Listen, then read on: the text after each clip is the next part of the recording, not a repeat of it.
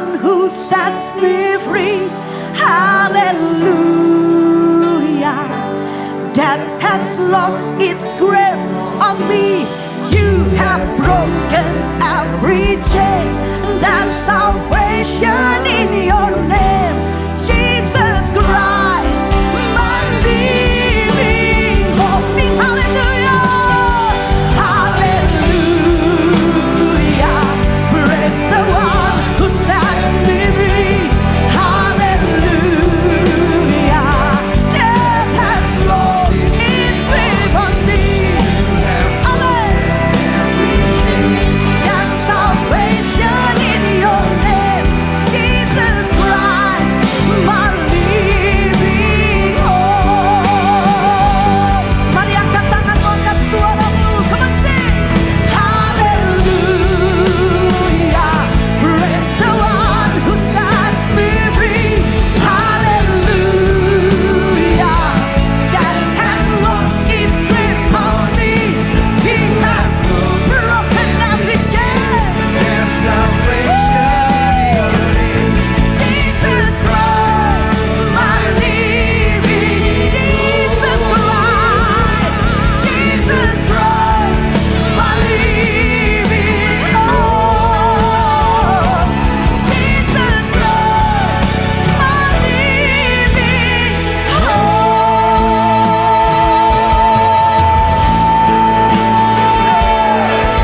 Sama-sama katakan amin. Lebih dahsyat serukan amin. Angkat semua beban kami Tuhan. Berikan damai sejahtera dan kekuatan. Berikan iman dan pengharapan yang berlimpah-limpah. Supaya dalam masalah kesulitan, tekanan, persoalan, kami selalu melihat janji dan pengharapan-Mu. Karena itu ya dan amin. Tuhan, berilah firman-firman dalam hati kami. Karena hati kami adalah tempat perbendaharaan firman Tuhan, di mana Engkau tinggal di dalam hati kami, sehingga kekalutan, kekhawatiran, kecemasan, dan semua hal yang tidak baik boleh disingkirkan dari hati dan pikiran kami, supaya kami boleh berjalan dengan sukacita bersama dengan Tuhan. Kau memberkati kami semua di tempat ini yang punya beban, masalah, persoalan dalam karir, studi, keuangan, maupun Tuhan dalam kesehatan keluarga. Kami serahkan semua di dalam tangan Tuhan. Karena firman-Mu memulihkan, firman-Mu menyembuhkan, firman-Mu memberi kekuatan dan kemenangan.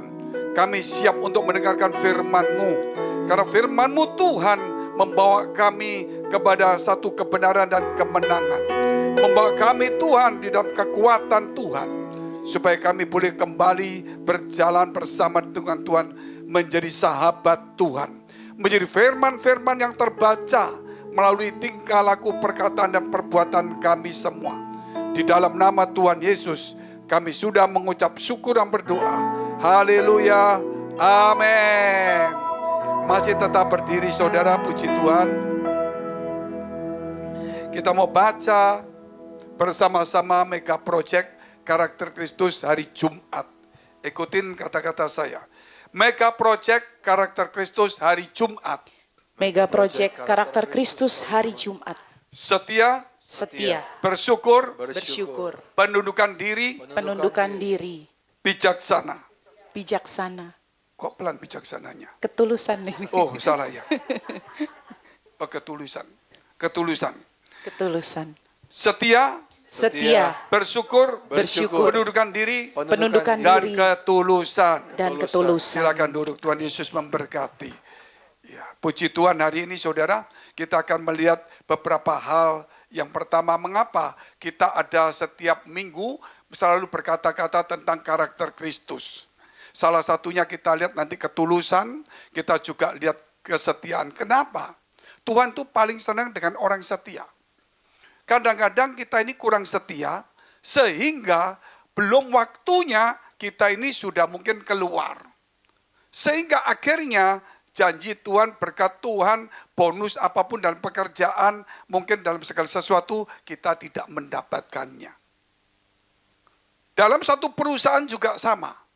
Kesetiaan itu dibutuhkan. Bosnya melihat ini setia sekali. Gitu. Nanti ya 3 tahun lagi kita mau kasih A, B, C, D. 2 tahun sudah keluar. Sayang sekali. Setia itu tidak bicara 1, 2, 3 tahun. Setia itu berbicara seterusnya.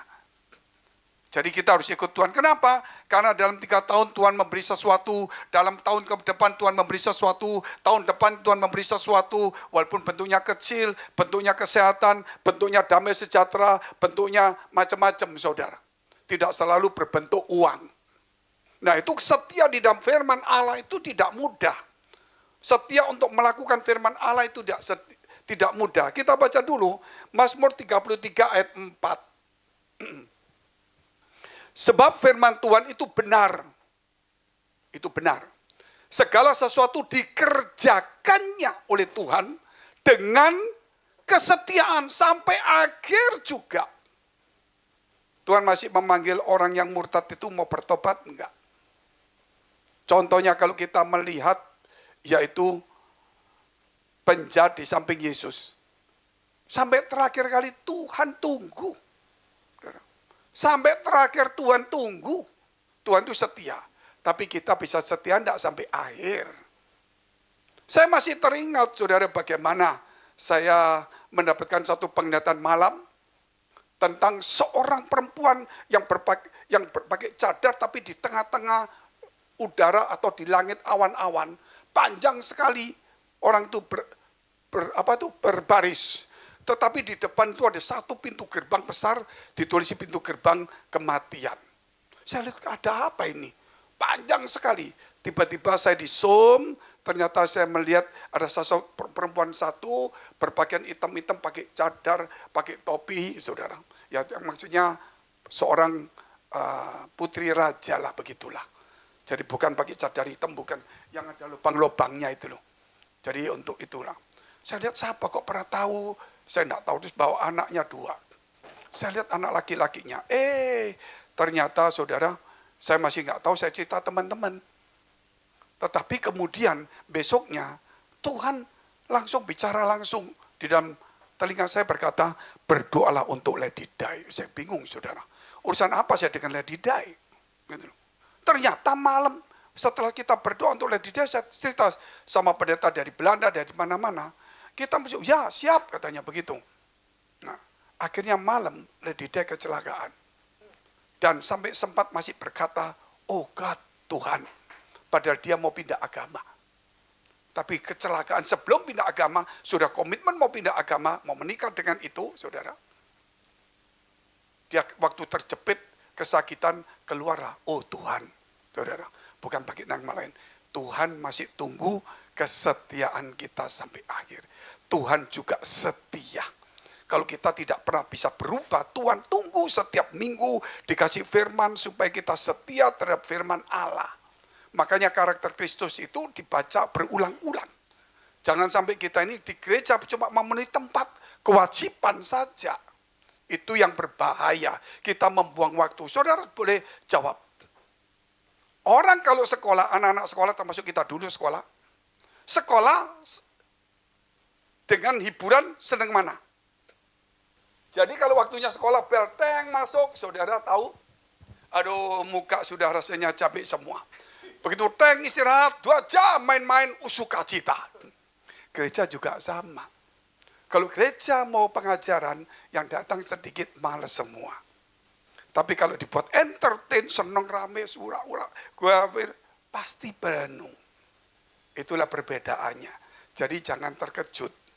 Makanya Tuhan berkata banyak dipanggil, sedikit dipilih. Karena Tuhan minta kesetiaan kepada firman Tuhan. Satu ayat lagi sebelum kita masuk ke temanya, sangat bagus sekali. Yaitu Mazmur 85 ayat 10. Kasih dan kesetiaan akan bertemu. Jadi kalau orang punya kasih, pasti setia. Orang kalau setia, pasti punya kasih. Itu jelas itu. Itu bertemu. Gak bisa saya mengasihi Tuhan, tapi gak setia gak bisa. Saya setia di gereja, kalau gak mengasihi gak mungkin. Makanya hati-hati. Keadilan dan damai sejahtera akan bercium-ciuman. Ini bukan manusia. Namun ini artinya dia saling mengikat semua. Orang yang cinta keadilan pasti hidupnya damai sejahtera. Orang damai sejahtera pasti cinta keadilan. Jadi hiduplah di dalam kebenaran Allah. Oleh sebab itu tema kita hari ini, yaitu kita berbicara tentang sahabat Tuhan dalam kebenaran. Sahabat Tuhan dalam kebenaran. Kita lihat bagaimana kita resolutionnya tahun 2026 menjadi sahabat Allah dengan ketulusan dan sebagainya. Terus kita tahu tema tahunan, tema bulan, semua sama hampiran. Kalau kita menjadi sahabat Tuhan dalam kebenaran itu paling enak. Kalau kita punya sahabat, orang pejabat top, kita senang sekali. Makanya saudara, salah satu nanti kita pembicaranya yang di Bali itu, anak ya keturunan dia dari Surabaya, papanya satu kelas dengan istri saya, mungkin sudah tinggal di Amerika, Chinese ya. Nah, dia sekarang sangat top sekali, diundang di istana, DPR, di mana-mana, bicara tentang kesulitan ekonomi, mengenai kenapa dolar, kenapa, dia jawab semuanya dengan bagus, sampai diundang ada di TikTok. Dan dia akan datang juga di Bali, tapi nggak bicara tentang uang, tapi kita bicara tentang bagaimana menghadapi bersama dengan Tuhan segala kesulitan itu. Nah, banyak hal, saudara, kalau kita lihat. Tetapi kalau kita bicara sahabat, kalau kita punya sahabat seperti dengan dia, dikasih tahu banyak pandangan tuh jauh enak. Tapi kalau kita nggak tahu, kita dapatnya cuma orang-orang yang ngomong nggak karuan semua. Kita tambah panik nggak karuan. Tapi kalau kita punya sahabat Tuhan, jauh lebih indah. Jauh lebih indah, jauh lebih bagus sekali. Nah, itulah kita perlu, saudara, kita harus punya sahabat Tuhan. Bukan cuma punya Tuhan. Kalau orang punya Tuhan itu, menurut saya, berarti saudara punya hak untuk, ya namanya saya punya barang, ya saya buang bolehlah. Nah, tetapi kalau kita miliknya Tuhan, itu beda. Kita nggak bisa sembarangan. Nah, saya punya barang ini. Saya mau taruh, mau simpen, terserah. Saya punya Tuhan, saya mau doa boleh, enggak doa terserah. Mau ke gereja, enggak ke gereja, terserah. Tapi kalau saya miliknya Tuhan, beda sekali. Beda sekali. Jadi kita tidak sembarangan bicara, tidak sembarangan bertingkah laku yang salah, karena ini barangnya Tuhan, miliknya Tuhan. Apalagi kalau kita menjadi sahabat Tuhan, itu diceritai segala sesuatu oleh Tuhan. Tetapi bicara tentang dalam kebenaran. Kebenaran itu tidak pro kejahatan. Kebenaran itu tidak pro dengan dosa. Kebenaran tidak pro dengan duniawi. Kebenaran tidak pro dengan kedagingan. Kebenaran itu adalah pro dengan hidup dalam roh. Kalau gitu saya punya karunia, Pak. Orang kalau punya karunia, saudara, tapi kalau tidak punya karakter Kristus, setan bisa masuk. Karena setan bisa ngusir semua, setan bikin mujizat. Makanya banyak orang, punya karunia hebat, setan bisa masuk. Sampai Tuhan berkata, "Nyalah kamu sekali pembuat kejahatan. Tuhan, aku sudah ngusir setan demi namamu." Ini bukan orang sembarangan, ini orang beragama dan kenal Tuhan. Kenapa? Karakternya nggak ada. Jadi kalau seseorang punya karakter Kristus, karunianya itu jadi bagus. Nggak menyembuhkan diri, nggak macam-macam. Tapi kalau punya karunia menyembuhkan semuanya, kalau karakter Kristus nggak ada, berarti hidup tidak dalam kebenaran. Kebenaran itu memusuhi kejahatan. Kebenaran itu, saudara, itu bertentangan dengan dosa. Kebenaran itu, saudara, itu bertentangan dengan duniawi dan semuanya. Dan kalau kita masih hal seperti itu, kita berbahaya. Oleh karena itu, kekristenan kita harus dirubah pelan-pelan. Kalau kita tahu, kenapa? Poin pertama kita lihat dulu.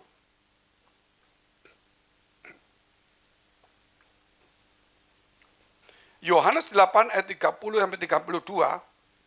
Setelah Yesus mengatakan semuanya itu, banyak orang percaya kepadanya. Setelah Yesus mengatakan itu. Jikalau kamu tetap dalam firman-Ku, semua kembali kepada firman kebenaran. Kamu benar-benar adalah murid-Ku, benar-benar, bukan cuma apa kata orang. Dan kamu akan mengetahui kebenaran itu. Mengetahui kebenaran itu, tahu. Dan kebenaran itu akan memerdekakan kamu. melepaskan kamu, memulihkan kita semua. Kebenaran itu akan memulihkan. Itu kebenaran firman Allah.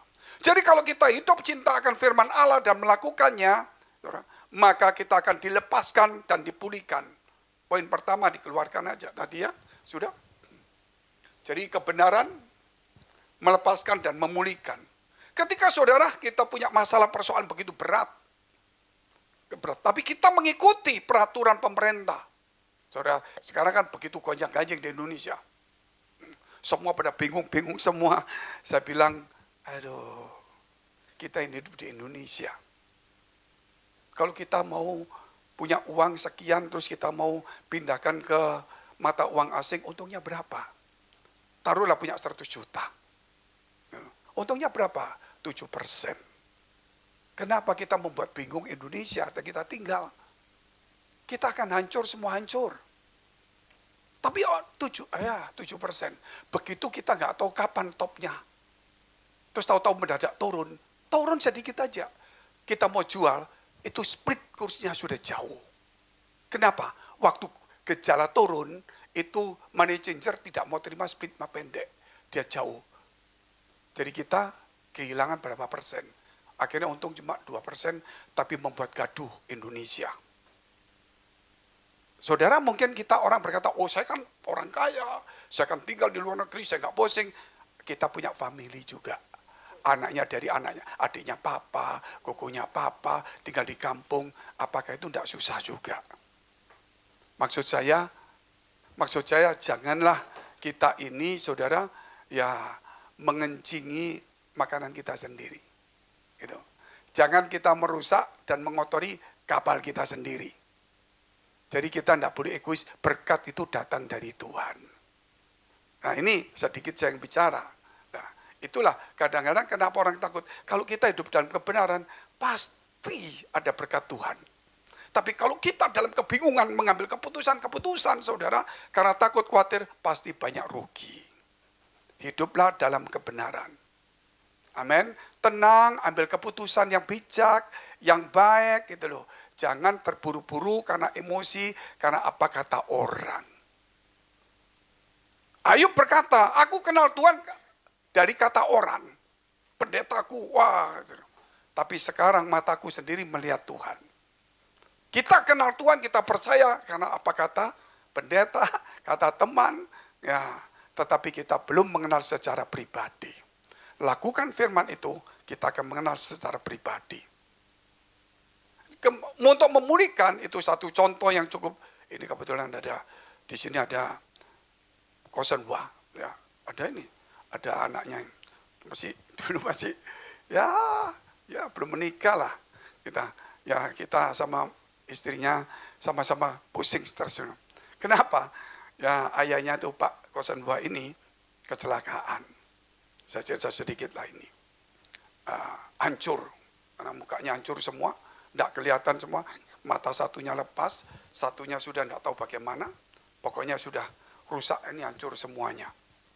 Di Surabaya hanya dikasih kapas-kapas untuk benar-benar berhenti.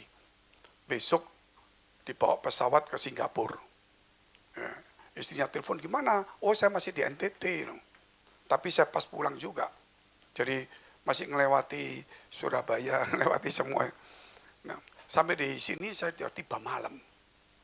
Tiba malam, saya bilang Vivi juga. Vi, masih belum menikah itu. Ya sabar dulu, ya ini apa-apa ini. Sabar dulu ya. Besok saya malam-malam berdoa. Saya sering begitu, ada kesulitan saya berdoa. Saya melihat, ini saya melihat sungguh-sungguh. Saya melihat, loh, Kosenwa ini digotong sama orang pakaian biru-biru. Berarti operasi, hijau atau biru lah ya. Tapi aneh, dimasukkan kontainer warna hijau. Ini kan masuk kontainer, dokternya 6 kok masuk semua ke kontainer gitu saudara. Ini kan namanya penglihatan malam. Nggak lama lagi, loh kok keluar cepet gitu loh. Oh, setelah keluar cepet, hilang cerita itu. Maksudnya langsung kepotong, saya sama Kosenwa ini jalan di sawah. Dan dia jalan sendiri ke toilet, saya jalan sendiri ke toilet. Ke misi. Waktu saya begitu bangun, wah pasti hidup ini. Pasti bisa lihat semuanya. Gitu. Saya masuk di tempat itu, oh ini masih operasi. Sekian 10 jam lebih katanya, saya tidak tahu pasnya berapa itu. Tapi ya kita makan-makan lah. Kita harus sukacita dulu. Makan teh kalau nggak salah, saya lupa gitu saudara. Pokoknya itu nunggu operasi 9 jam atau berapa, kita duduk-duduk makan sekali. Kan lama, iya lama. Kita setelah selesai sampai sudah keluar sebelum jamnya. Mungkin 5 jam. Kok cepat sekali. Betulin tulang-tulang yang hancur, betulin gigi, betulin hidung, betulin mata. Itu semua dokter datang semua. Nggak gampang. Percian-percian tulang-tulang, tempel-tempel lagi. Pokoknya nggak ngerti caranya gimana itu. Kita datang di situ ya, ini 02 itu saat itu. Saudara kan nggak kelihatan semua. Tapi masih ingat pinnya berapa? Tahu. Untungnya istri yang tanya. Kalau saya tanya nggak ada istrinya bilang pinnya berapa 02 ini. Waduh, saya lebih kaya mungkin saudara. Tapi saya nggak tahu itu. Tahu hafal semua. Tapi nggak bisa lihat. Nggak bisa lihat. Nggak tahu 1 tahun ya. Bawa sampai ke bawa sini, pindah sana, pindah sini, pindah sana. Nggak bisa lihat. Tapi saya bilang, bisa lihat pokoknya. Saya lihat 02 itu jalan sendiri. 2 mata atau 1 mata? Saya nggak tahu itu. Memang benar pokoknya 02 bisa jalan sendiri gitu. Wah itu berat saudara. Terakhir kali semua dokter, profesor lepas tangan semua. Terakhir kali ke SGH. Dokter perempuan yang bukan profesor. Profesornya cuma kalau nggak salah dengan kamu gini. Kan kamu bukan profesor. Nggak sembuh memang orang nggak bisa sembuh. Siapa tahu kalau sembuh kamu terkenal. Ternyata sembuh matanya. Dan satu melihat, satu nggak lihat. Sesuai dengan apa kata Tuhan. Bukan apa kata orang. Dokter ngomong nggak mungkin. Di Perth itu nomor 2 atau nomor 1 dokter mata paling top. Di sini juga ada beberapa profesor angkat tangan semua. Hanya Tuhan yang bisa turun tangan. Amin. Kita boleh berupaya. Kita boleh berupaya yang terbaik. Tapi ingat, keputusan tetap di tangan Tuhan. Kita nggak boleh sembarangan kerja. Yang terbaik, tapi tetap ingat, keputusan di tangan Tuhan. Bukan yang lain. Itulah namanya kebenaran memulihkan. Melepaskan. Gitu. Kita berat sekali. 1 tahun saya ikut ke perjalanan, waduh, setengah mati. Namanya nggak bisa lihat kan orang stres juga gitu loh. Gimana caranya? Sampai di pokoknya macam-macam. Tetapi semua itu ada masanya. Orang mau dipulihkan tidak gampang. Ini kemarin saya cuci baju. Cuci apa namanya? Ya pokok kalau di Jakarta cuci baju, kalau di sini cuci itu tas saya. Karena saya cuci sendiri. Kuku saya sudah saya potong toh. Waktu nyuci kekencang kan keberat kuku sendiri. Gimana? Tangan kiri bisa ngerobek tangan kanan, ini kan tidak benar ini. Gitu loh. Wah ini nggak sepakat ini. Jadi bukan orang lain melukai kita. Tangan saya melukai tangan saya sendiri. Ibaratnya dalam hidup kita, itu ada jiwa, roh, dan tubuh. Kerap kali jiwa kita itu melukai roh kita. Kenapa? Jiwa itu suka dengan hal duniawi, roh suka dengan rohani. Ingat, dalam diri kita ini ada peperangan. Daging dan kebenaran. Kita tidak bisa pro daging. Kita harus mematikan daging. Setelah kena ini, saya kena air, perih sekali, kesenggol perih sekali saudara. Gimana ini? Padahal kecil sekali sobeknya. Butuh waktu 1-2 hari. Orang kalau sudah punya masalah, pemulihan itu tidak langsung 1 hari. Nomor 1 yang dipulihkan adalah hati iman kita. Itu membutuhkan 1 hari, 1 minggu, 1 bulan. Sebab itu kita perlu mengisi setiap hari dengan firman Allah. Supaya apa saja yang terjadi itu akan dilepaskan dan dipulihkan. Itulah kebenaran firman Allah. Kita lihat dulu, yaitu Roma 6 ayat 18. Kamu telah dimerdekakan dari dosa dan menjadi hamba kebenaran. Itulah. Kita, saudara, dimerdekakan dari dosa semuanya. Tapi kita harus menjadi hamba kebenaran. Bukan kembali ke hamba dosa lagi. Makanya kebenaran itu tidak pernah pro kejahatan. Itu tidak pernah pro dengan dosa dan duniawi. Tapi saudara bilang, itu kan gereja semua sama. Kita tidak bisa ngomong seperti itu. Nah kalau saya kasih contoh saudara kita pakai logika saja. Kan sama saja Pak gereja. Ya oke lah. Tapi dia di gereja sana bertumbuh kok Pak. Iya, aktif. Tidak perempuan lagi, tidak mabuk lagi, tinggal di gereja, oke. Saya mau kasih satu contoh. Waktu zamannya Yesus, sama dia bertentangan dengan orang di Bait Allah. Bait Allah itu agamanya ketat, makan diatur, tidak boleh ini, tidak boleh itu, puasanya. Terus ada dua pemuda. Yang satu ikut Yesus, jalan-jalan, taruh Petrus. Berantakan begini. Yang satu lain, ikut imam-imam. Tinggalnya di Bait Allah. Pakai imam, pakai perjamuan, pujian, doa, puasa. Dia tidak melakukan dosa. Terus yang satu berkata, oh ini bertumbuh ini. Dulu nakal, mabuk-mabuk, sekarang di Bait Allah tidak, melayani malahan. Ini melayani sungguh-sungguh, meninggalkan dosa, perempuan, dia tinggal di situ, doa puasa, dia bertumbuh. Bertumbuh secara agamawi. Tapi bukan bertumbuh dalam kebenaran. Orang laki ini temannya Petrus ikut Yesus. Dia tidak ada seperti di gereja, tapi pertumbuhannya dalam kebenaran itu beda. Makanya banyak orang, aku di sini, anakku tumbuh, aku tumbuh di sini, senang, sukacita, aktif, tunggu dulu. Gitu loh. Semua bertumbuh, tidak ada bertumbuh. Setan bisa buka gereja juga. Caranya bagaimana? Kalau setan disembar setan, orang nggak mau datang semua. Setan bikin gereja, puji-pujian Tuhan Yesus, semua dibikin yang mewah, yang bagus. Wah, doa puasa seminggu sekali atau 3 kali, bikin doa pujian sampai 24 jam, bikin semuanya. Tetapi satu, duniawi lah. Sama, setan tidak akan mendirikan diri sebagai Tuhan. Tapi dia mendirikan duniawinya. Dan dia yang memberikan duniawi. Dia juga pernah nawarkan kepada Yesus, kalau kamu menyembah aku, semua duniawi ku berikan kepada kamu. Saudara, itulah sekarang saya mau beritahu kepada saudara. Satu-satunya berangkat ke Bali lah sama-sama. Ikutin semua. Itu Pulau Dewata. Sama berlibur juga. Ya kenapa? Karena kita perlu bayar harga. Jangan cuman, aduh jauh, capek, bayar. Saudara, untuk hal yang jahat kita mau. Untuk hal yang baik, kenapa kita sulit berkorban? Nyaman duduk di rumah, Pak, nggak perlu, Pak. Anak muda saya sudah bertumbuh, saya sudah melayani. Kalau melayani berkorban aja nggak bisa, apakah melayani? Kalau melayani mencari yang enak, yang nyaman, apakah itu melayani? Orang melayani itu nggak gampang. Suster itu melayani. Orang buang kotoran dibersihkan, masih sabar, masih baik.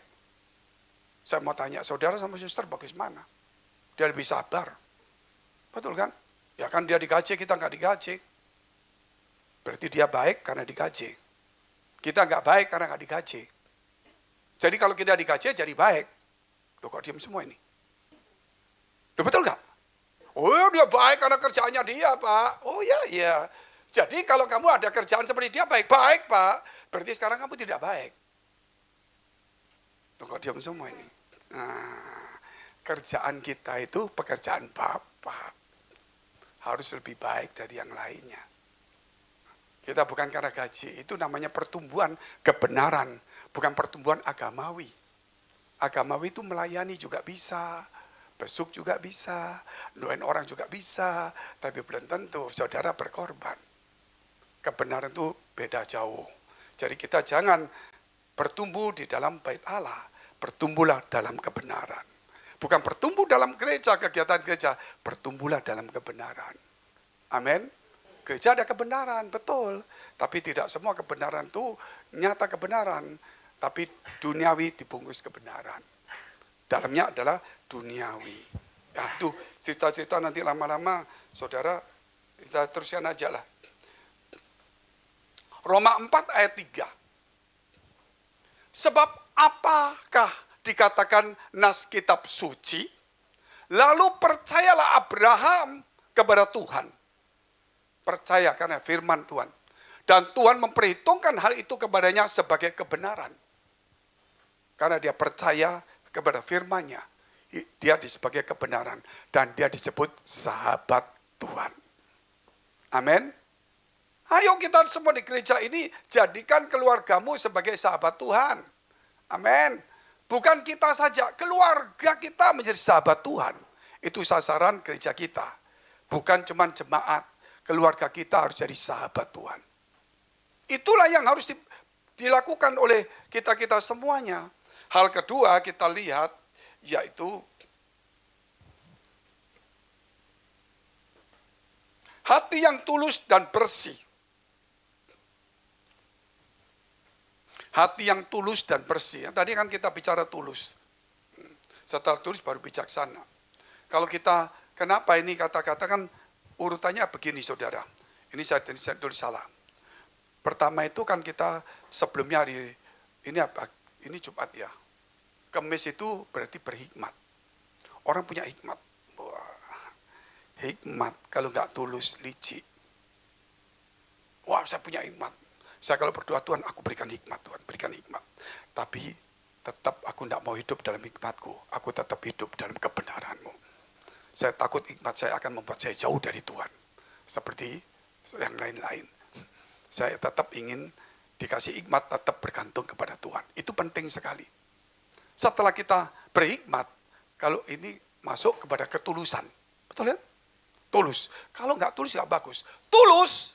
Kalau nggak bijaksana, wisien bahaya. Gitu, itu bisa tulusnya tulus kepada motivasi tertentu. Hikmatnya masih jalan, tulusnya jalan, nggak bijaksana. Nah kalau bijaksana muncul namanya, kalau nggak kudus bijaksini namanya. Betul kan? Menurut saya betul kok Pak, saya sudah gini. Kita nggak bisa alibi dengan pendeta. Karena kita mau alibi, mau alasan, pendeta juga belum tentu menang. Tetapi dengan Tuhan itu lihat hati pikiran kita. Apa yang kita katakan Tuhan itu lihat semuanya. Itulah namanya Tuhan. Jadi dari sinilah kita perlu kembali kepada hal-hal kebenaran. Nah kita lihat terus beberapa hal. Yaitu Mazmur pasal 7 ayat 10. Perisai bagiku adalah Allah yang menyelamatkan orang-orang yang tulus hati. Saudara tahu perisai? Perisai. Perisai bagiku adalah Allah. Kenapa? Orang yang tulus hatinya, itu perisainya adalah Tuhan. Namanya perisai, saudara, kalau kita ditembak panah, saudara. Makanya kenapa polisi pakai rompi anti peluru. Kalau tembak kena anti pelurunya nggak masalah. Selama ada anti pelurunya. Tapi ada yang nggak kena anti pelurunya. Itu berbahaya. Perisai itu cuma berbentuk cuma satu badan saja. Yang belakang tidak kena. Tapi kalau Allah menjadi perisai kita. Seluruh kehidupan kita. Seluruh keluarga kita. Seluruh masa depan kita. Ada di tangan Dia. Amin. Makanya mau cari kebenaran. Itu belajar dalam ketulusan. Tidak ada yang tidak. Tulus itu tidak mudah. Apa yang aku lakukan itu tulus. Tanpa motivasi. Apa yang aku lakukan itu hikmat. Tidak mengganggu yang lain. Apa yang aku lakukan adalah bijaksana. Berdasarkan firman Tuhan. Karena aku mencintai kekudusan. Itu minggunya. Kalau nggak gitu, rentetannya bahaya. Ada orang berhikmat. Orang tulus. Tapi banyak dibohongin orang. Macam-macam. Hidup ini tidak semudah yang saudara pikir. Firman itu kalau saudara mudah, firman cuma satu aja. Satu kalimat. Tetapi ternyata jadilah baik. Sudah kita kayak robot jadi baik semua. Tapi kenapa Tuhan ngasih begitu banyak firman? Karena kita punya free will untuk memilih. Makanya dikasihlah ini. Kalau begitu tulus masih ada kurang berhikmat. Dikasih berhikmat masih pilih-pilih. Itu saudara, manusia itu tetap mencari celah. Mencari celah seperti angin, dia cari celah yang kosong. Tetapi kalau hati kita diisi penuh oleh firman Allah. Celah itu nggak ada. Itulah perlu setiap minggu kita belajar firman Allah. Jangan bosan-bosan. Kita lihat hal yang kedua yaitu Mazmur 73 ayat 1. Sesungguhnya, Mazmur Asaf, sesungguhnya Allah itu baik bagi mereka yang tulus hatinya. Bagi mereka yang bersih hatinya. Makanya saudara, tema kita bulan ini menjadi sahabat Tuhan yang tulus. Nah, itu tema. Dan itu memang sudah diatur sudah sekian bulan sebelum ini. Nah, itu ceritanya menjadi sahabat Tuhan penting sekali dengan ketulusan. Orang kalau tulus hati itu tidak akan kekurangan kepercayaan dari banyak orang. Amin. Orang yang tulus hati itu, perusahaan mana, bos manapun selalu bisa percaya kepada mereka. Tapi orang yang enggak tulus, orang jarang mau percaya. Makanya nomor satu, ini kan kalau kita lihat Indonesia ini. Indonesia lagi gonjang-ganjing toh. Orang ngomong ini, orang ngomong ini, orang ngomong ini. Wah, panjang sekali. Kalau saya cuma banyak ceritanya saja sedikit aja. Tapi saya mau ceritalah nanti untuk di Bali saja deh. Ya sedikit boleh sedikit boleh. Apa enggak usah deh. Boleh sedikit lah. Nah, saya sedikit ya. Tapi kasih contoh aja. Contoh. Kalau bank itu, kalau kita datang, dilayani baik enggak? Karena dia butuh kita. Terus kita bicara, Pak, ini kalau kita masuk ke sini kena pajak enggak? Dia tidak mengajar, tidak bayar pajak, bukan. Oh kalau gitu, syariahnya supaya pajaknya ringan, Bapak potong sini, potong di sini, lakukan di sini. Dia tidak mengatakan untuk rusak. Dia punya sistem yang baik. Sistem untuk meringankan, bukan sistem untuk menipu. Enggak. Terus kita diajari yang bagus. Pemerintah juga punya sistem. Punya ini lubangnya di sini, saya punya sistem. Betul kan? Semua punya sistem. Jadi apa yang dilakukan sama pemerintah sekarang? Nah ini kalau saya jadi, ini kan ketemu banyak orang, kalau saya panggil pemerintah saya bisa jawab gitu loh. Sesuai firman Tuhan. Saya bilang, pemerintah butuh investor enggak? Butuh. Butuh pedagang enggak? Butuh. Butuh usaha? Butuh. Jadi pemerintah harus seperti bank.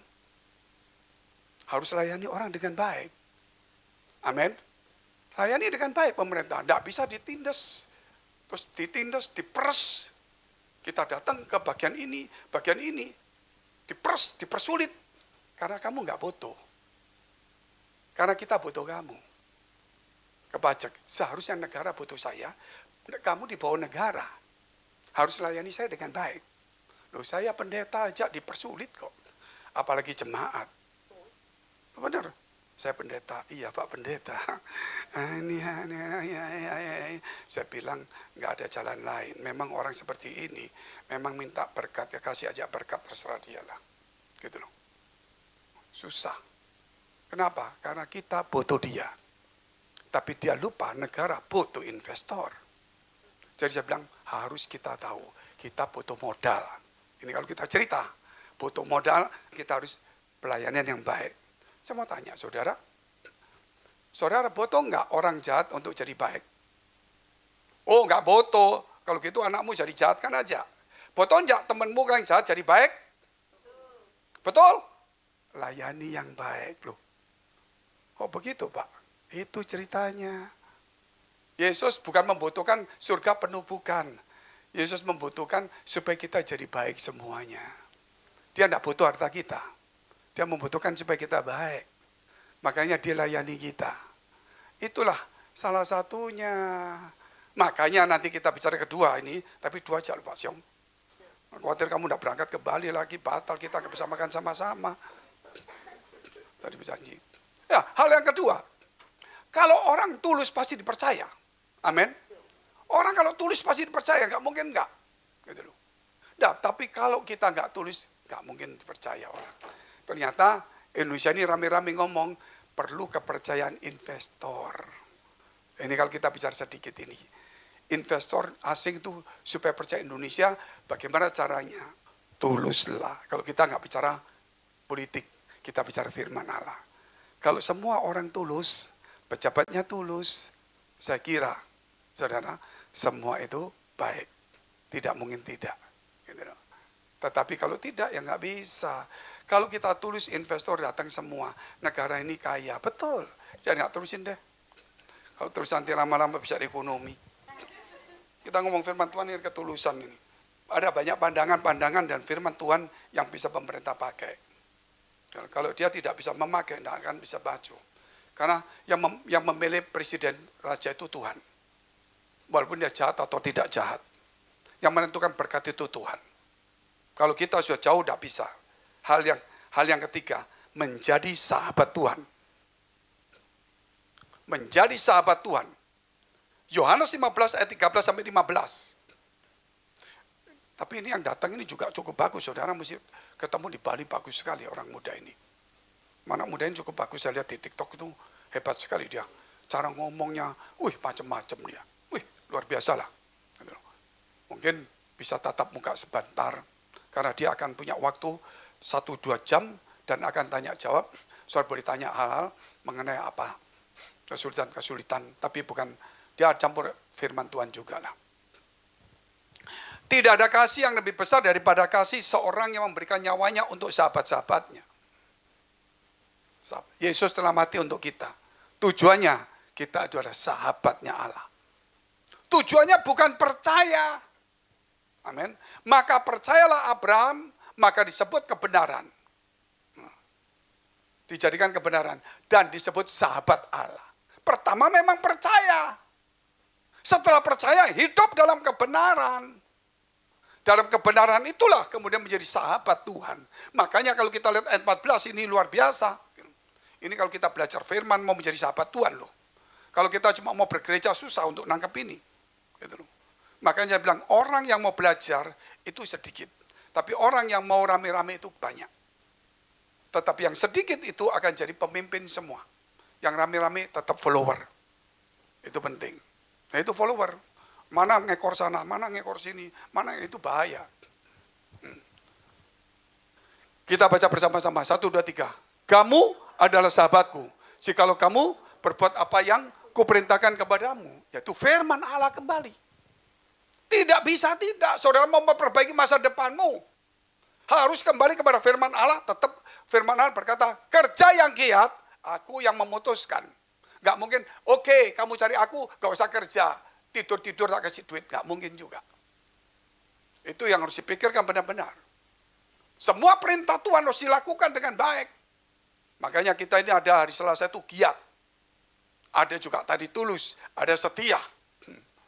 Begitu luar biasa. Kalau kita tidak melengkapi firman ini, saudara, kita nggak akan pernah hidup baik. Kita cuma bergereja, kita merasa orang sudah benar. Tapi hidup kita masih belum menjadi berkat bagi banyak orang. Kelakuan kita masih perlu banyak diperbaiki. Banyak perbaiki. Saudara lihat Indonesia, apa yang perlu diperbaiki? Terlalu begitu banyak sekali. Terlalu banyak yang perlu diperbaiki. Terus kadang-kadang, apa yang diperbaiki? Saya tidak ikut ekonomi. Kalau ekonomi banyak sekali. Cuma saya mengatakan, ya sedikit aja tambah Pak Asyong. Sila pertama. Apa namanya? Kalau tidak gitu, tidak jadi. Paspornya saya cabut loh. Saya cabut paspornya loh. Sila pertama, makanya gereja banyak, tempat ibadah banyak, tapi korupsi lebih banyak dari itu. Buat apa sila pertama ditaruh di pertama? Saya kalau bicara itu, saya sebagai seorang agama, kalau agama sudah cinta uang, bagaimana rakyat di bawah? Kalau pendeta sudah cinta uang, jangan bicara tentang pejabat. Makanya kalau pendeta diperas pejabat, saya tidak pernah marah kalau saya diperas. Karena teman-teman saya juga meres jemaat. Sama. Akhirnya saya juga diperas. Itu pintu cuma satu, agamanya harus diperbaiki dulu. Kalau semua tokoh agama cinta uang, cinta upah, kacau balau, berontak, peperangan, tidak akan pernah negara berubah. Terus bagaimana cara berubahnya? Gak usah ngomong ajaran Yesus, nanti dia marah kan. Nah, kita anggap ini anggota DPR semua ini. Ya anggota Tuhan lah saudara. Supaya nggak stres, coba kita ngomong-ngomong beginilah. Saya ini campur-campur pengetahuan terlalu banyak. Permisi gitu. Ya, kita ngomong, kembali aja karakter Kristus. Apa itu? Nah, kita mulai giat. Nah, baik, mulai saleh. Saudara, mulai itu kita keluarkan dulu. Mulai menundukkan diri, mulai penguasaan diri. Terus kita ajar, itu kalau kita ajar di pemerintah. Dan saya yakin, saya punya mimpi. Suatu di pemerintah, tidak tahu siapa pemerintah. Aku tidak tahan rakyatku, tidak karuan pejabatku ini. Satu-satunya tak kembalikan ke gereja best. Supaya dilatih karakter Kristus. Puji Tuhan. Betul nggak? Yang bisa ngerubah dia adalah karakter mereka, harus karakter Tuhan. Bukan pengetahuan. Makanya ini nggak main-main karakter Kristus ini. Loh kok diem semua ini? Anggota DPR-nya kok diem semua ini? Oke, kita lihat yang kelima, ayat 15. Aku tidak menyebut kamu lagi hamba, sebab hamba tidak tahu apa yang diperbuat oleh tuannya. Tetapi aku menyebut kamu sahabat, karena aku telah memberitahukan kepada kamu segala sesuatu yang telah aku dengar dari Bapakku. Telah aku dengar dari Bapakku. Jadi kalau kita dekat dengan Tuhan, kita know how. Know how. Apa know how itu? Saya bisa ngomong ya, saya tahu artinya. Gitu loh. Kamu lebih pintar dari saya nih. Apa know how? Oh, know how, tahu. Jadi kalau saya mengajar manajemen, dulu saya sekat manajemen, enggak usah. Pertama memang the right man and the right place. Kedua itu skillnya dan sebagainya. Saya tambahin terakhir kali. Know how. Apa itu know how? Kamu mau ngerubah orang, skillnya, pelatihan, kamu punya power, punya apa connecting, punya apa, semua banyak lah. Saya tahu itu aturan semua. Saudara kan bukan manajemen toh. Kan bukan punya bank, tidak usah ngomong begitu. Cuma saya bilang, kalau kamu tidak know how, kamu tidak akan pernah bisa untung dan perang menang. Apa maksudnya? Kita harus tahu ke depannya. Bakal jadi apa. Kalau kita tahu ke depan jadi apa, kita gampang untuk mengaturnya semua. Saya tahu Indonesia bakal jadi apa, saya tahu. Bukan saya maha tahu. Saya cuma tahu saja. Diberitahu maha tahu. Jadi saya bisa tahu bakal tahu jadi ini, langkahnya untuk memperbaiki itu begini. Kalau kita tidak tahu, kita bingung. Saudara, ini enggak, contoh saja sederhana. Karena saya tahu pergi Batam naik ferry, jalan aja bawa tas ke ferry, ceplek jalan duduk. Jamnya masuk, tak masuk semua, duduk di ferry pulang. Orang bule atau orang asing bingung. Betul enggak saudara? Karena enggak tahu. Walaupun dia jalannya sama semuanya. Hari ini, kalau kita menjadi sahabat Tuhan, Dia akan memberitahu masa depan kita. Itulah kekuatan dari orang yang percaya. Kalau hanya bergereja saja, ya tadi saya katakan, kenapa saya tenang? Saya katakan sama ini, ya adik saya ini, Vivi ini, sudah Cik Yun itu, ya, saya anggap cici saya. Sudah tenang, lu tenang gimana? Ini 02 begini, tenang. Percaya Tuhan. Waduh, hati dakduk saudara. Rusak begitu semuanya. Percaya karena kita know how. Kalau bicara itu adalah visi Tuhan. Kalau bicara tentang dunia lain, know how. Kita harus bisa tahu ke depan. Kalau kita langkahkan ini, ke depannya apa. Dan kurang lebih Tuhan tentukan apa. Itu jelas. Saya tidak tahu apa yang terjadi pada hidup saya. Tapi setelah saya sungguh-sungguh dengan Tuhan, saya banyak diberitahu ke depannya terjadi apa. Bukan semuanya tahu. Hal yang penting-penting diberitahu, saudara.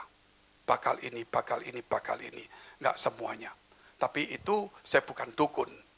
Saya tidak mau bicara seperti itu. Setiap orang, kalau hanya cuma ikut tidak tahu masa depannya, masa depan itu dipegang oleh Tuhan. Tidak ada yang tahu. Tapi kalau kita dekat sama Tuhan, kita dapat bocoran sedikit. Kurang lebih seperti ini. Setiap orang beda-beda. Caranya Tuhan memberitahu. Tetapi kalau kekristenan cuma ngomong firman, pendeta ngomong firman, buta. Sama dengan orang buta nuntun, buta cuma ngomong, kalau jalan ya jangan kena lubang, padahal di depan ada lubang dia. Kalau kena lubang jatuh, hati-hati ya, kena lubang dia jatuh. Dia bisa ngomong karena dia tidak bisa melihat ke depan. Dia bisa mengajar tapi dia tidak pernah menjadi teladan. Makanya gereja ini harus berubah. Setiap orang Kristen, saudara kita punya Tuhan yang hidup. Mengapa kita membiarkan dia sendiri? Gitu. Dia tahu masa depan kita, kenapa kita hanya cukup beragama? Dia tahu jalan hidup kita, dia akan memberkati. Kenapa kita cuma minta doa saja? Kita lupa. Dia itu mengasihi kita. Tidak ada yang lain. Bapak Ibu, yang dikasihi Tuhan, hanya satu kalau kita mau ingat satu. Saya kalau ingat banyak hal, yaitu saya mulai kecil itu sekolah minggu. Sekolah minggu. Istri saya itu teman sekolah minggu, tapi jarang ngomong. Karena dia anaknya pendeta, kita anak jalanan. Beda deh, kalau dia main piano, saya cuma lari-lari. Jadi anak sekolah minggu kalau lari-lari, biasalah. Cuma harus diarahkan aja. Tapi teman saya lebih kurang ajar, sembunyi di meja, banting sana, banting sini. Aduh, tante gereja tuh marah, sakit hati. Ini sekolah minggu, karena belum Kristen semua. Di kampung saya tuh banyak anak Kristen. Masih brutal. Dia buka gereja di pinggir kampung. Itu kita bawa orang kampung, tante itu kalau maksudnya tante ya dulu yang ibu-ibu guru sekolah minggu itu sabar, kalau nggak sabar nggak jadi Kristen semua. Doa nakal-nakal semua itu teman saya dulu. Wah nggak karuan lari sana lari sini. Tante itu baik-baik. Tapi sekarang kalau saya lihat termasuk papinya dia, maminya dia itu tante gereja saya dulu. Guru sekolah minggu saya dulu. Gitu loh. Makanya sekarang kalau mertua saya yang laki-laki ini sudah tua umur 94, jalan apa kadang sulit itu. Saya ini kalau di Surabaya, saya selalu perhatikan. Perhatikan kenapa? Oh, kalau cuma mertua, anak sudah saya ambil mau apa? Benar kan? Loh, jujur ngomong. Ayo, saudara nggak percaya. Saudara lakukan apa sama, benar kan? Sudah saya ambil mau apa? Mertua mau ngamuk, nggak pusing lah. Tapi saya bukan soal mertua. Itu gereja saya juga. Yang ngajar saya jadi baik. Betul kan? Masa saya nggak ingat? Seakan-akan saya ngomong gini. Kalau boleh panggil oh sekarang dibatalin nggak mungkin lah. Itu mertua saya. Seandainya sekarang bukan seandainya jauh lah. Terima kasih Om. Oh ya kenapa? Nggak sia-sia melayani saya. Nggak menyesal melayani saya. Sekarang saya jadi pendeta. Amin. Jangan sia-siakan pendetamu. Bahwa kamu besok harus jadi. Kok diam semua ini? Kok rasanya berat begitu ya? Jangan sia-siakan pendetamu. Jangan membuat pendetamu sedih. Besok harus jadi. Nah, itu tepuk tangan dulu saudara. Kita pakai berdiri, kita mau berdoa kepada Tuhan. Kita ambil waktu sejenak. Kita persiapkan hati pikiran kita. Firman Allah itu tidak pernah kembali sia-sia.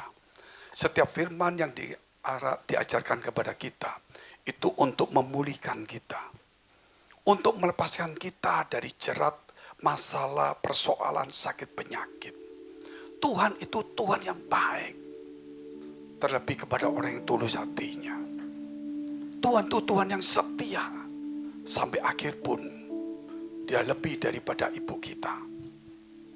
Kalau ibu itu terlalu baik, tapi Tuhan itu lebih dari semuanya. Sebab itu Bapak Ibu yang dikasihi Tuhan, mari buka hatimu lebar-lebar. Jangan kita tidak mau diajari oleh firman Tuhan yang baik. Karena tujuan Tuhan adalah mengajar kita, supaya kita ini diberi kepercayaan oleh Tuhan. Baik sebagai seorang pemimpin rumah tangga, seorang ibu rumah tangga, seorang anak, seorang pengusaha, seorang pelayan Tuhan. Tuhan ingin supaya kita menjadi baik. Bukan sekedar menikah, bukan sekedar jadi suami, bukan sekedar jadi istri mama papa, bukan sekedar jadi pelayan Tuhan. Tapi Tuhan ingin kita menjadi yang terbaik. Karena firman itu memperbaiki hidup kita. Firman itu memberikan masa depan kepada kita. Sesuram apapun masa depan itu, Tuhan akan bisa menjadikannya terang. Sesulit apapun langkah kita, kadangkala hujan, kadangkala mendung, kadangkala panas terik. Tapi ingat, Tuhan tetap menyertai kita. Bapa kami dalam surga, Bapa yang baik.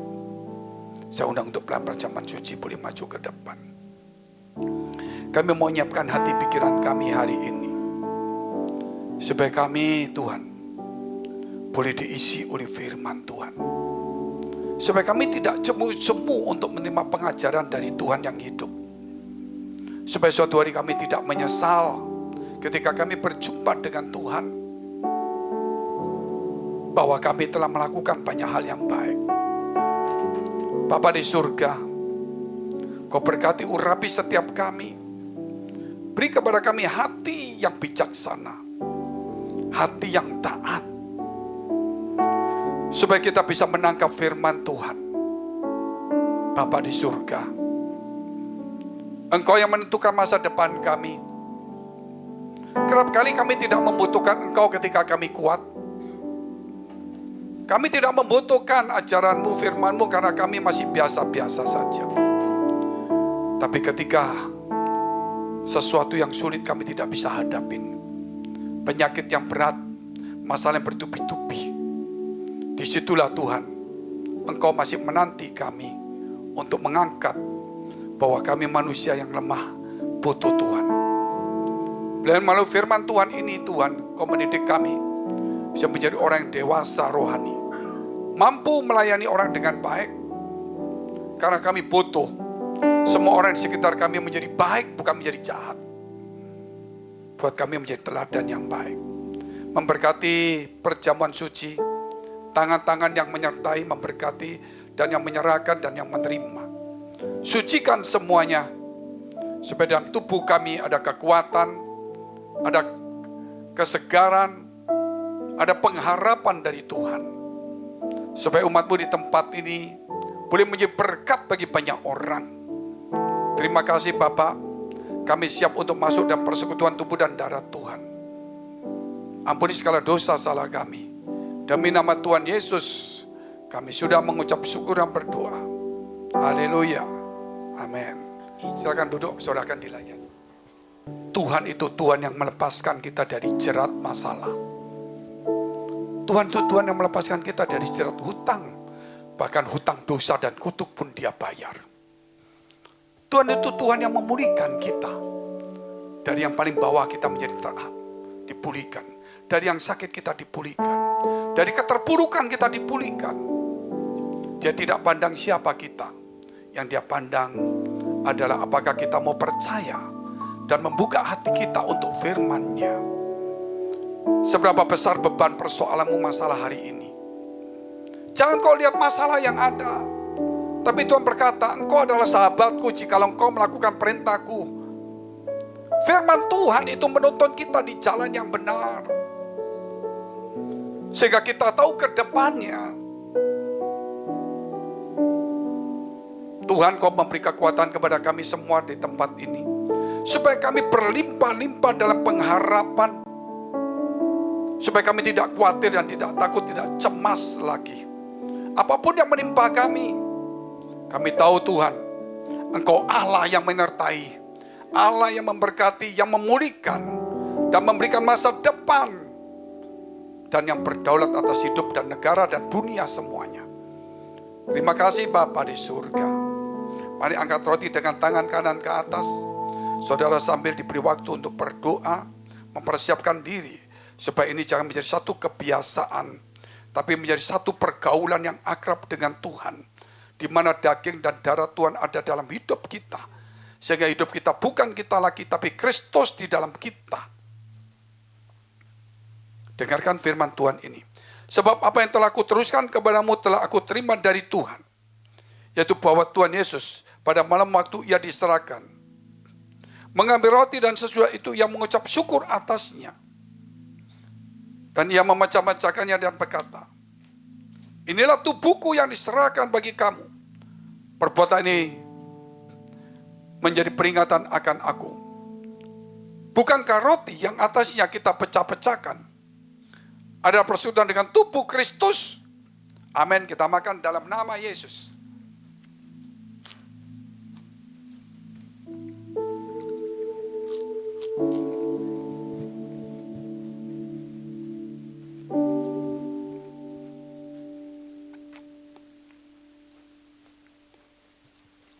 Yakin kita tidak berjalan sendiri, ada Tuhan menyertai kita. Dengan iman percaya, bersekutu dengan tubuh dan darah Tuhan, Dia mati untuk dosa kita, untuk memulihkan kita. Dan ketika kita meminumnya, maka pengampunan dosa, pemulihan, bahkan kesembuhan dan semua terjadi dalam hidup kita. Angkat cawan dengan tangan kanan ke atas. Demikian juga Ia mengambil cawan sesudah makan lalu berkata, cawan ini adalah perjanjian baru yang dimeteraikan oleh darahku. Perbuatan ini setiap kali kamu meminumnya menjadi peringatan akan aku.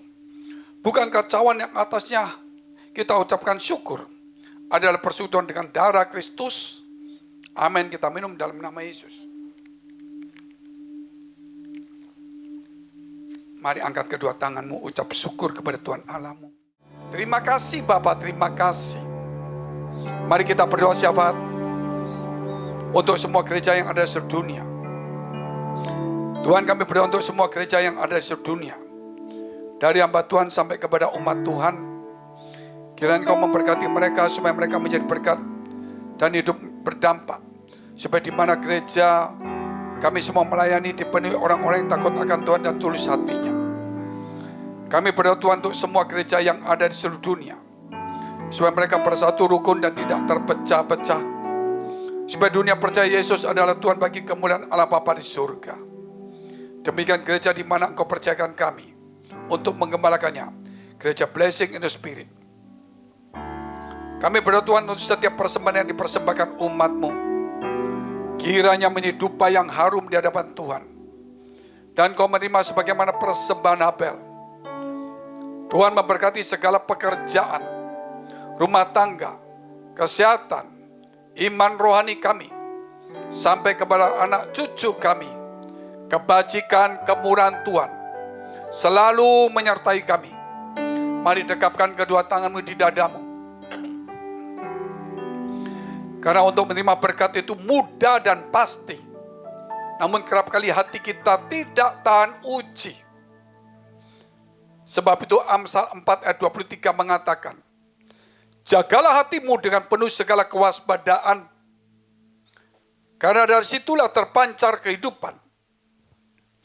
Jadilah berkat dan terimalah berkat rahmat anugerah dari Allah Bapa di surga. Di dalam putra tunggalnya Yesus Kristus yang telah mati bagi dosa-dosa kita. Dan bangkit pada hari ketiga sehingga kita punya Tuhan Allah yang hidup. Dan iman kita bukan kepada Tuhan yang mati. Dan Dia naik surga menyediakan rumah bagi kita. Sehingga kita punya pengharapan yang pasti. Dan Dia akan datang kedua kali menjemput gereja jemaat umatnya. Yang berjaga-jaga kudus, dewasa, dan bijaksana. Serta akan menghakimi seluruh umat manusia.